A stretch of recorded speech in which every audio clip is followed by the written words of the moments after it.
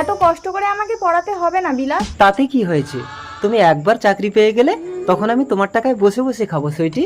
এই যে বিলাপ বাবু, আপনার স্ত্রীর রেজাল্ট দেখে আমাদের দপ্তর থেকে ওকে সরাসরি চাকরি দিয়েছে। সুইটি, তোমার গায়ে ঘামের গন্ধ। আজ থেকে আমাকে আর কাজ করতে হবে না সুইটি। কিন্তু আজই ওকে জয়েন করতে হবে। ঠিক আছে সুইটি, তুমি যাও, বাড়িতে গিয়ে বাচ্চাকে আমি সামলে নেব। চলুন। দুর্গা দুর্গা। বুদ্ধি করে পরের বউকে ভালোই তো ভাগিয়ে নিলে মঞ্জিল। এবার মাসে মাসে মাইনেটা কি করে দেবে? আরে কোনো মাইনে টাইনে দেবো না। তাহলে আমার বাচ্চাটা কি খাবে? ও সুইটি রিল্যাক্স, ওরকম কত বাচ্চা আমরা বানিয়ে নেব।